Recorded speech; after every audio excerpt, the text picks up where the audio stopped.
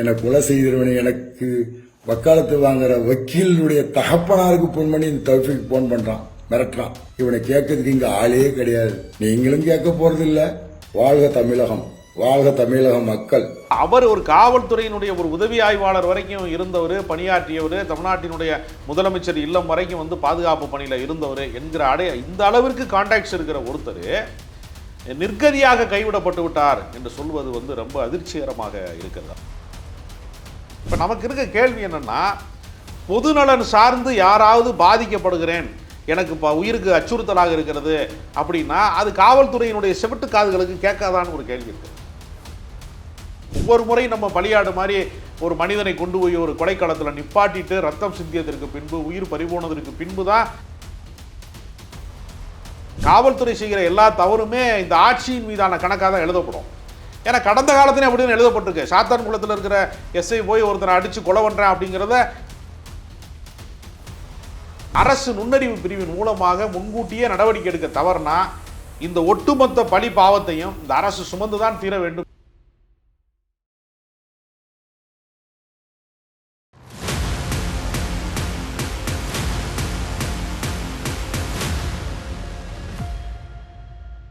பொன்னிந்திய அரசியல் நேயர்களுக்கு வணக்கம். இன்றைய அரசியல் களம் நிகழ்ச்சியில் நாம் மோடி இணைந்திருப்பது அரசியல் விமர்சகர் திரு ராஜா கம்பீரன் அவர்கள். சார் வணக்கம். வணக்கம். திருநெல்வேலியில் ஒரு முன்னாள் சப் இன்ஸ்பெக்டர் ஜாகிர் ஹுசேன் என்பவர் வந்து வெட்டி படுகொலை செய்யப்பட்டிருக்காரு. வக்போரின் எழுத்துக்காக போராடியவருக்கு வந்து இந்த நிலைமை ஏற்பட்டிருக்கு. கடந்த மாதமே வந்து ஒரு வீடியோ பதிவு வெளியிட்டிருக்காரு. நான் எப்படியும் கொலை செய்யப்பட போது உறுதி அப்படின்னு வீடியோ பதிவு வெளியிட்டிருக்காரு. இதுக்கு முன்னாடி வந்து கடந்த மாதம் வந்து திருமயத்தில் ஜபஹர் அலி அப்படின்றவரும் கொலை செய்யப்பட்டார், கனிம வளத்துக்காக போராடினவர். எப்படி பார்க்குறீங்க, தமிழ்நாட்டில் என்ன நடந்துட்டு இருக்கு அப்படின்னு கேட்குறாங்க.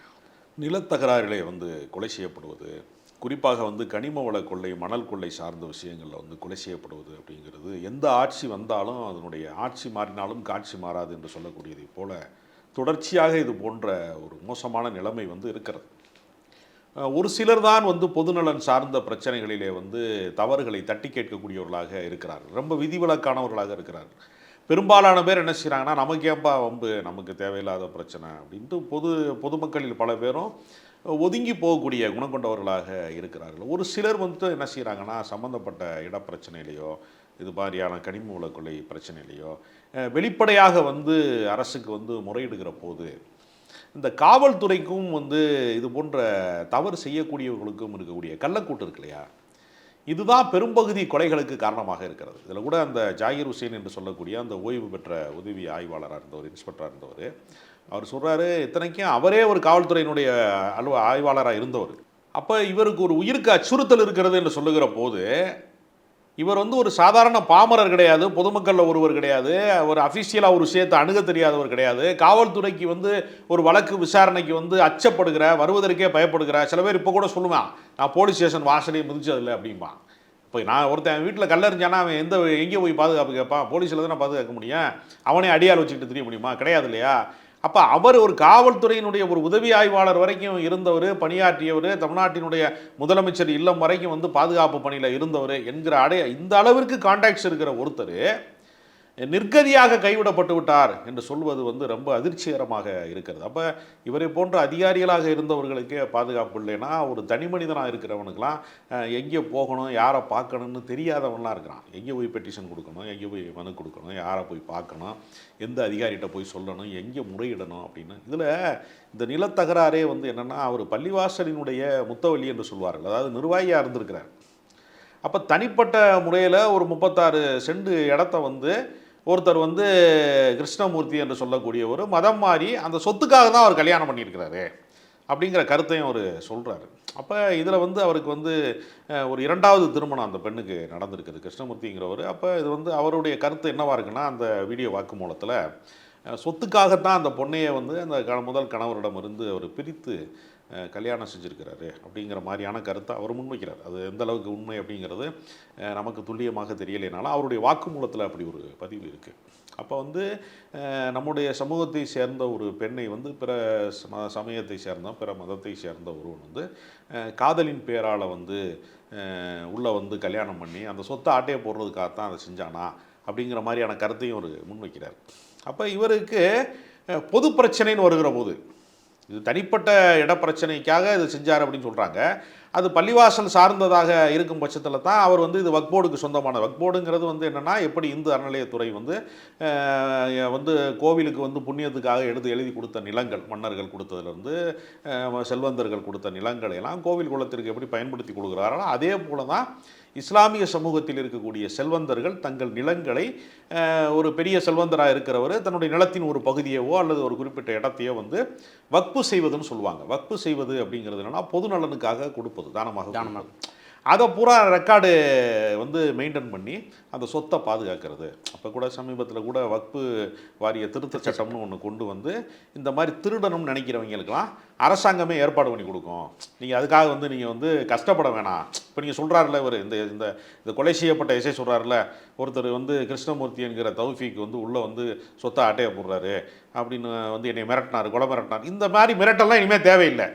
வக்பு வாரிய திருத்த சட்டம் வந்த பின்னாடி சட்டப்பூர்வமாகவே மிரட்டலாம். இந்த மாதிரி கொலை செய்ய வேண்டிய அவசியம்லாம் வந்து வக்பு வாரிய திருத்த சட்டம் வந்த பின்னாடி அதுக்கான அவசியமே இருக்காது. அரசாங்கமே மீட்டு கொடுக்கறதுக்கான எல்லா வேலையுமே செய்யலான்னு மத்திய அரசாங்கம் ஒரு சட்டத்தை கொண்டு வர்றாங்க. இப்போ நமக்கு இருக்க கேள்வி என்னென்னா, பொதுநலன் சார்ந்து யாராவது பாதிக்கப்படுகிறேன், எனக்கு இப்போ உயிருக்கு அச்சுறுத்தலாக இருக்கிறது அப்படின்னா அது காவல்துறையினுடைய செவிட்டு காதுகளுக்கு கேட்காதான்னு ஒரு கேள்வி இருக்கிறது. அது உயர் அதிகாரிகளே இவரை கூப்பிட்டு பேரம் பேசி நான் பணம் தர்றேன், அந்த பிரச்சனையை நீ விட்டுரு அப்படின்னு அவருடைய அதிகாரிகளாக இருக்கிறவர்களே இவர்கிட்ட பேச உதவி காவல் ஆணையர் அவர் ஏதோ செந்தில்குமார் என்று சொல்லக்கூடியவர் வந்து ஆணையாளர் கேட்டதாகவும் அவர் பதிவு செய்கிறார் அந்த வாக்குமூலத்தில்.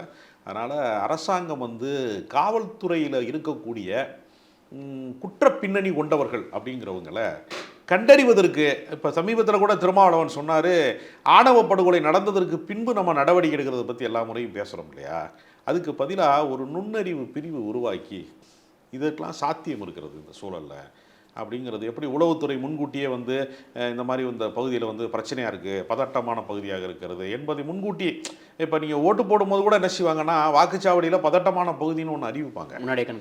நீங்கள் ஒவ்வொரு காவல் நிலையத்துக்கு போனீங்கன்னாலும் இந்த காவல் நிலையத்தின் சரகத்திற்கு உட்பட்ட ஏரியாக்களில் எது ரொம்ப பதட்டமான பகுதி, வன்முறைக்கான சாத்தியம் உள்ள பகுதிகள் எதெல்லாம் இருக்குது அப்படின்னே அவங்க சொல்லுவாங்க. அப்போ அது மாதிரியான குற்ற பின்னணிகளை முன்கூட்டியே வந்து உளவுத்துறையின் வழியாக, நுண்ணறிவு பிரிவின் வழியாக அரசாங்கம் வந்து அதை கண்காணிக்க வேண்டும். களை எடுக்கப்பட வேண்டும். களை எடுக்கப்படணும்.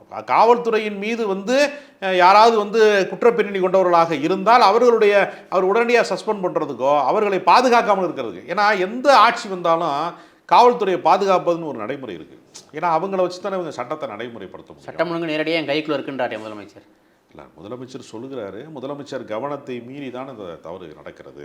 அப்போ இந்த வீடியோ ஏன் வந்து முதலமைச்சரினுடைய தனி கவனத்திற்கு வந்து சேரவில்லை, அல்லது காவல்துறையினுடைய உயர் அதிகாரிகளுக்கு ஏன் வந்து சேரவில்லை என்கிற கேள்வியும் இதுக்குள்ளே இருக்கிறது. எப்படி சார் பார்க்குறது? ஒரு மாதத்துக்கு முன்னாடியே வீடியோ போடுறாரு, நான் கண்டிப்பாக கொலை செய்யப்படுவது உறுதி அப்படின்றாரு, வாழ்க தமிழகம் அப்படின்றாரு, முதலமைச்சரை பற்றி பேசுகிறாரு, நான் உங்கள் மனைவி கையால் சாப்பிட்ருக்கேன் நீங்கள் மேரா இருந்தப்போ அப்படின்னு அந்தளவுக்கு பதிவு பண்ணுறாரு. ஒரு காவல் ஆய்வாளர் பேரையும் பதிவு பண்ணுறாரு, உதவி ஆணையர் பேரையும் பதிவு பண்ணுறாரு, காவல் நிலையத்திலையும் புகார் அளிக்கப்படுது. இது எதுவுமே நடவடிக்கை எடுக்கல, திரும்ப வந்து அவரை கொலை தான் பண்ணுறாங்க அப்படின்னா அப்போ எதை நோக்கி போகுது? அப்போ எதுக்குமே பாதுகாப்பு இல்லை. எனக்கு இதில் புரியாத புதிர் என்னென்னா, ஒரு அரசு அதிகாரியாக இருந்தவர், காவல்துறை அதிகாரியாக இருந்தவர், அவருக்கு கொலை செய்யப்படுவோம்ங்கிற அச்சம் இருந்தபோது தன்னை தற்காத்துக் கொள்வதற்கு ஏன் ஒரு முயற்சி என்ன பண்ண முடியும்? தனி மனிதனால இல்லை, நான் இதை எப்படி சொல்கிறேன்னா, அவர் பொது பிரச்சனைக்காகத்தான் போராடுகிறார் என்று சொன்னால், ஜமாத் என்று சொல்லக்கூடிய இஸ்லாமிய கூட்டமைப்பு, இஸ்லாமிய சபை, அவங்க வந்து இந்த மாதிரியான பிரச்சனைகளில் பொது பிரச்சனையாக தனி மனிதனாக போராட வேண்டிய அவசியம் கிடையாது. பொது பிரச்சனைக்கு அவர் உரிய ஆட்கள்கிட்ட வந்து பேசி தன்னை பாதுகாத்து கொள்வதற்கு ஒரு ஏற்பாடு செய்திருக்கலாம் ஒன்று.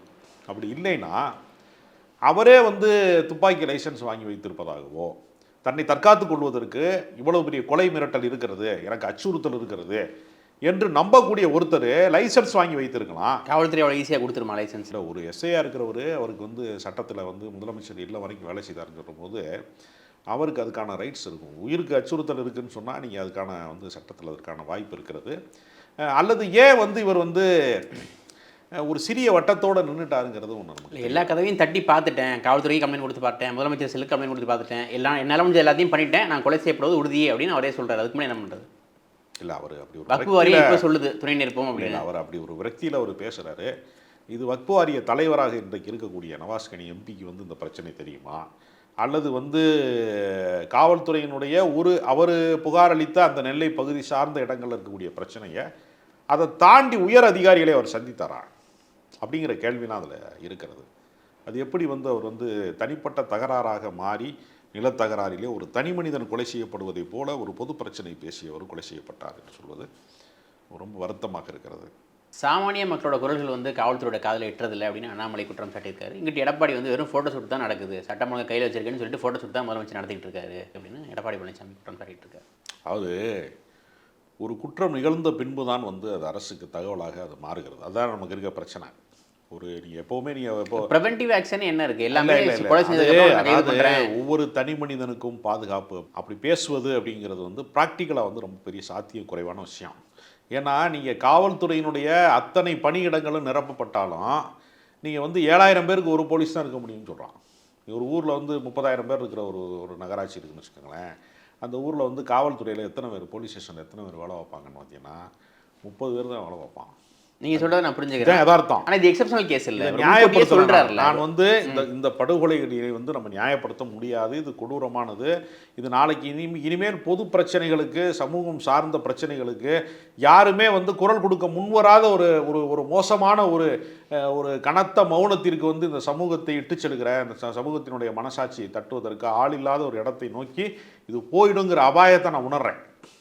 ஆனால் அதை தாண்டி வந்து என்னென்னா ஒரு குற்றம் நிகழ்ந்ததற்கு பின்பு தான் நம்மளால் வந்து ஒரு காவல்துறையினுடைய, அதாவது அரசினுடைய கவனத்திற்கு வந்து, ஊடகத்தினுடைய கவனத்திற்கு இது வந்து ஒரு பெரிய செய்தியாக மாறுதே தவிர முன்கூட்டியே வந்து சில விஷயங்கள். இப்போ ஒரு எடுத்துக்காட்டுக்காக சொல்கிறேன், ஏன் அவருடைய வீடியோ முதல்ல வைரல் ஆகலைன்னு நமக்கு தெரியல. அவருடைய உயிருக்கு ஆபத்து இருக்குன்னு அவர் சொன்னதை யாருமே பொருட்படுத்தலையா அப்படின்னு ஒரு கேள்வி இருக்குது. அவர் முகநூலில் போட்டிருக்காருன்னா நம்ம சொல்கிறோம் பொருட்படுத்தலையான்னு. இன்னொரு விஷயம் என்னென்னா, இஸ்லாமிய சமூகத்தை பொறுத்தவரையில் ஒரு தனி மனிதனாக ஒருவரை கைவிடுகிறது அப்படிங்கிற விஷயத்தில் பெரிய அளவில் அப்படி ஒரு வழக்கம் இல்லை. அவருக்கு வந்து லோக்கல் ஜமாத்தோட வந்து இணக்கமான போக்கு இருந்திருக்கிறதா, ஒரு பொது பிரச்சனை என்று வந்துவிட்டால் இவருடைய தனிப்பட்ட நில பிரச்சனையா இது பொது பிரச்சனையா என்கிற ஒரு கேள்வி இருக்கிறது. இப்போ தனிப்பட்ட முறையில் வந்து இது ஒரு தவறானது அப்படின்னு அவர் நினச்சிருந்தாருன்னா பொது பிரச்சனைக்கு ஆட்களை திரட்டுகிற ஒரு சூழல் வந்து அங்கே இருக்கிறது. ஜமாத்தில் போய் ஒரு முறையிடுவாங்க. இப்போ பெரும்பகுதி நீங்கள் பார்த்தீங்கன்னா இஸ்லாமிய சமூகத்துக்குள்ளே கல்யாணம், அந்த மாதிரி நிலத்தகராறு எல்லா விஷயத்தையுமே கோர்ட்டுக்கோ போலீஸ்லேயோ போய் தீர்ப்பது என்பது மிக மிக குறைவு. முத்தலாக்கு தடை சட்டம் வந்தபோது கூட அந்த தடை சட்டம் வந்து பெரிய அளவில் வேலை செய்யலை நடைமுறையில். அது ரொம்ப பேருக்கு தெரியாது. ஏன் வேலை செய்யலைன்னா, நீங்கள் புகார் அளித்தால் தானே நடவடிக்கை எடுப்பீங்க. ஜமாத்தில் கூப்பிட்டு எப்பா இந்த பொண்ணுக்கு எனக்கு பிடிக்கலப்பா அப்படின்னு சொன்னால் அந்த பொண்ணு ஒத்துக்கிருச்சுன்னா முடிஞ்சு போச்சு. கோர்ட்டுக்கு போனால் தானே நீங்கள் முத்தலாக்குன்னு பேரில் வந்து அவனை கொண்டு போய் சிறையில் அடைப்பீங்க. வழக்கு பதிவுக்கே அது வராத விஷயம் இருக்குல்ல.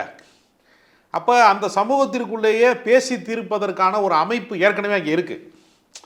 அப்போ இந்த அமைப்பு இருக்கிற ஒரு சமூகத்திற்குள்ள எப்படி ஒரு தனி மனிதனாக கைவிடப்பட்டார்? காவல்துறையை விடுங்க, அரசாங்கத்தினுடைய குரல் கேட்குதா கேட்கலையாங்கிறதை தாண்டி சமூகம் அவருக்கு பின்னாடி எப்படி நிற்காமல் போச்சு அப்படிங்கிறப்ப அவருக்கும் சமூகத்திற்கும் இடையில் வந்து இஸ்லாமிய சமூகத்திற்கும் உள்ள வந்து ஒரு நல்லிணக்கம் இல்லாத சூழல் இருந்துச்சா அப்படிங்கிற பல சந்தேகங்கள் இந்த கேள்வி. ஏன்னா இது ஒரு தொடக்க நிலையில் ஒருத்தர் கொலை செய்யப்பட்டுட்டார். அவருக்கு வந்து கொலை செய்யப்படுவோங்கிறது முன்கூட்டி தெரிஞ்சிருக்கு. இப்போ நீங்கள் பழனி பாபா மாதிரி ஆட்கள்லாம் நான் கொலை செய்யப்படுவேன்னு கூட்டங்களில் ஒரு பலமுறை பேசியிருக்கிறார். அது வந்து ஒரு சித்தாந்த ரீதியான ஒரு பகை. அது ஆர்எஸ்எஸ்க்கு எதிராக வந்து அவர் பேசுவார். அப்புறம் அவர் வந்து ஒரு எக்ஸ்ட்ரீம் லெவலில் போய் பேசுவார். அவர் வந்து என்னென்னா அவருடைய எல்லையை தாண்டி தான் அவர் பேசுவார் எப்போவுமே. அவர் பல வழக்குகளில் இருந்து விடுவிக்கப்பட்டார். ஆனாலும் அவர் படுகொலை செய்யப்பட்டார். அப்போ இது வந்து இஸ்லாமியர்களுக்கு பாதுகாப்பற்ற சூழல் அப்படின்னு சிந்திப்பதா, அல்லது தனி மனிதனுக்கே பாதுகாப்பு இல்லைங்கிறதா, தகராறு, நிலத்தகராறு அல்லது தனிப்பட்ட முறையில் இருக்கக்கூடிய ஒரு கும்பலுடைய, மாஃபியா கும்பலுடைய அல்லது நிலத்தை அபகரிப்பதற்கான ஒரு கும்பலுடைய தனிப்பட்ட வன்முறை என்று பார்ப்பதாங்கிற பல கோணங்கள் இதற்குள்ளே இருக்குது. இது வழக்கு விசாரணை என்பது ஒரு முழுமை அடையாத பட்சத்தில் இதை வந்து எப்படி அணுகுவது அப்படிங்கிறது முதல் கட்டத்தில் வந்து முதலமைச்சர் வந்து உரிய நடவடிக்கை எடுப்பேன் அப்படின்னு சட்டப்பேரவையில் அவர் அறிவிக்கிறார். எதிர்க்கட்சி தலைவர்கள்லாம் எடப்பாடியில் இருந்து மற்ற எதிர்க்கட்சிக்காரர்கள் அனைவருமே வந்து கண்டனத்தை தெரிவிக்கிறாங்க. வக்ஃபு வாரிய தலைவர் நவாஸ்கனியும் அவருடைய கண்டனத்தை தெரிவிக்கிறார். அப்படிங்கிறப்ப இந்த குற்றத்துக்கு யாரும் ஒத்து ஊதலை, இந்த குற்றத்தை யாரும் நியாயப்படுத்தலை. அதனால் இது போன்ற சம்பவம் எதிர்காலத்திலே நடக்காமல் இருப்பதற்கு என்ன சாத்தியம் இருக்கிறது, அரசு அதற்கு என்ன திட்டத்தை முன்வைக்க போகிறது என்கிற கேள்வியை இதோடு பொருத்தி பார்க்க வேண்டியது. அதனால் நான் சொல்கிறேன், இந்த நுண்ணறிவு பிரிவு மாதிரி இது மாதிரி அச்சுறுத்தல் இருக்கக்கூடியவர்கள் வேறு யாரெல்லாம் இருக்கிறார்கள்? ஒவ்வொரு முறையும் நம்ம பலியாடு மாதிரி ஒரு மனிதனை கொண்டு போய் ஒரு கொலைக்களத்தில் நிப்பாட்டிட்டு ரத்தம் சிந்தியதற்கு பின்பு, உயிர் பறிபோனதற்கு பின்பு தான் நாம் இதை குறித்து விவாதிப்போமா, இது குறித்து நடவடிக்கை எடுப்போமா என்கிற இடத்திற்கு அரசாங்கம் போகாமல் முன்கூட்டியே கணிப்பதற்கு அல்லது முன்கூட்டியே சில விஷயங்கள் நடக்காமல் இருப்பதற்கு சில நடவடிக்கைகள் எடுக்க வேண்டும் என்கிற எச்சரிக்கை மணியை தான். ஏன்னா இந்த எந்த தவறு நடந்தாலும் அந்த அரசினுடைய சட்ட ஒழுங்கு பிரச்சனையாக தான் பார்க்கப்படும். இதற்கு வந்து நேரடியாக திமுக காரணம் இல்லை, இந்த ஆட்சி காரணம் இல்லை நம்ம சொல்லிக்கிட்டாலும் காவல்துறை செய்கிற எல்லா தவறுமே இந்த ஆட்சியின் மீதான கணக்காக தான் எழுதப்படும். ஏன்னா கடந்த காலத்திலே அப்படின்னு எழுதப்பட்டிருக்கு. சாத்தான்குளத்தில் இருக்கிற எஸ்ஐ போய் ஒருத்தரை அடித்து கொலை பண்ணுறேன் அப்படிங்கிறத நேரடியாக வந்து அந்த அதிகாரத்துக்கும் சம்பந்தம் இல்லை. ரொம்ப ஓப்பனாக சொன்னால் அதிமுக ஆட்சியில் நடந்ததுனால தான் நம்ம விமர்சனம் செய்தோம். ஆட்சி மாற்றத்துக்கே அது விட ஒரு காரணமாக இருந்தது. அது ஆட்சி மாற்றத்துக்கு தூத்துக்குடி துப்பாக்கி சூடும் இதுவும் காரணமாக. அப்போ இந்த அதிகார மையங்களில் நடக்கக்கூடிய தவறு சாமானிய மனிதர்களை வந்து ரொம்ப மோசமாக பாதிக்கிற ஒரு இடத்தை வந்து எப்படி களைவது என்பதும், மனித உரிமை சார்ந்து வந்து இதை எப்படி வந்து எதிர்கொள்வது என்பது சம்பந்தமான சிறப்பு சட்டங்கள் வேணும். வக்போர்டு சம்பந்தமான விஷயங்களில் பொது சொத்துக்களை பாதுகாப்பதற்கு என்ன விதமான சிறப்பு பாதுகாப்பு அளிக்கப்பட வேண்டும், அது சம்பந்தமான தகராறுகள் இருக்கும் பட்சத்தில் யாருக்காவது இது மாதிரியான உயிருக்கு அச்சம் ஏற்படக்கூடிய அளவுக்கு, தாக்குதல் ஏற்படுத்தக்கூடிய அளவிற்கு சூழல் இருக்குது. அது மாதிரி வந்து இந்த ஆணவ படுகொலை சார்ந்த விஷயங்களில் பாதுகாப்பற்ற சூழல் இருக்குது. இது மாதிரி யாருக்கெல்லாம் வந்து பலியிடுவதற்கான கொலை மிரட்டலுக்கான சாத்தியங்கள் இருக்குது என்பதை அரசு நுண்ணறிவு பிரிவின் மூலமாக முன்கூட்டியே நடவடிக்கை எடுக்க தவறுனா இந்த ஒட்டுமொத்த பழி பாவத்தையும் இந்த அரசு சுமந்து தான் தீர வேண்டும் என்பதை தவிர நம்ம அரசியலில் பேசுவதற்கு ஒன்றுமில்லாத ஒரு சூழ்நிலை வந்துடும். இதை தற்காத்துக் கொள்வதற்கு ஒரு சரியான முன்னெச்சரிக்கை நடவடிக்கை தேவை என்பது என்னுடைய கருத்து. சட்டம் ஒழுங்கு ரொம்ப மோசமாக இருக்குது, பாலியல் கொடுமைகள் நடந்துகிட்டு இருக்குது, ஒரு பக்கம் தலித்துக்கள் மீதான தாக்குதல் நடந்துகிட்டு இருக்குது. இப்படி எல்லாத்தையும் மறைக்கிறதுக்காக தான் வந்து திமுக வந்து உம்மொழி கொள்கை, டீலிமிட்டேஷன் வந்து வேறு மாதிரி திசை திருப்புது அப்படின்னு சொல்லிட்டு இருக்கு. அதுக்கு எந்த சம்பந்தமும் கிடையாது. எப்பொழுதுமே நடக்கக்கூடிய தவறுகள் வந்து அதனுடைய தொடர்ச்சிகள் தான். நிலத்தகராறுகள், ஒரு கொல்லப்படுவது, இதெல்லாம் முன்னாடிலாம் வழக்கு பதிவே ஆகாது. நீங்கள் பாலியல் ரீதியான வழக்குகளில் இருக்கக்கூடிய முக்கியமான அம்சம் என்னென்னா, முன்னாடி சம்மந்தப்பட்டவர்கள் யாரும் வெளியிலே வரமாட்டாங்க. எல்லாரும் அட்வைஸ் யாருக்கு பண்ணுவாங்க? பொண்ணுக்கு தான் பண்ணுவாங்க. நீ ஒழுங்காக இருந்திருக்கணும், நீ நல்லா ட்ரெஸ் பண்ணிட்டு போயிருக்கணும், நீ அந்த இடத்துக்கு ஏன் நீ வந்து ராத்திரியில் ஏன் வந்து நேரம் கடந்து ஏன் நீ அந்த பக்கம் போன, நீ ஏன் இருட்டுக்குள்ளே போய் நின்று, இப்படி தான் கேட்குற சமூக அமைப்பில் நம்ம இருக்கோம். அதை தாண்டி இன்றைக்கி வந்து புகார் ஆகுது, நடவடிக்கை எடுக்கப்படுது, சம்மந்தப்பட்ட குற்றவாளிகளை வந்து காவல்துறை கைது செய்கிறது. அப்படிங்கிறப்ப இது ஒரு தனி பிரச்சனையாக நம்ம பார்க்கணும். அதனால் வெளிச்சத்துக்கு வந்து தவறுகள் வருகிறது என்பதனாலேயே அந்த அரசாங்கம் தான் அதுக்கு பொறுப்புனா, இப்போ நான் இதுக்கு முன்னாடி சொன்னேன் இல்லையா, சில பிரச்சனைகள் வெளியிலே வராது. இந்த குற்றச்சாட்டை வச்சாங்கல்ல அதிமுக மேலே. இல்லைங்க, திமுக வந்து ஆட்சியில் இருக்கிற போது அதிமுக குற்றச்சாட்டு வைப்பாங்க, அதிமுக இருக்கிற போது திமுக குற்றச்சாட்டு வைப்பாங்க. இது வந்து வழக்கமான அரசியல் நிலைப்பாடு தான். ஆனால் குற்றம் நடந்த பின்பு என்ன தண்டனைகளை நாம் வந்து உருவாக்க போகிறோம், என்ன செய்ய போகிறோம் என்று கேட்பதை விட, குற்றமே நடக்காத ஒரு சமூக அமைப்பை உருவாக்குவதற்கு நம்ம என்ன வேலை செய்ய போகிறோம், இதுதான் இங்கே நமக்கு இருக்க ஒரு பெரிய சவாலாக இருக்கிறது. இந்த ஆட்சிக்கு ஒரு பெரிய கெட்டவேரை உண்டாக்குறதுக்கு, இது போன்ற சம்பவங்கள் நடக்காமல் இருப்பதற்கு அரசு வந்து முன்னெச்சரிக்கை நடவடிக்கையாக என்ன செய்யலாம் என்பதை குறித்து ஒரு ஆலோசனை வந்து காவல்துறை மட்டத்தில், உயர் அதிகாரிகள் மட்டத்தில் நடத்தப்பட வேண்டும் என்பதுதான் நம்முடைய கோரிக்கை.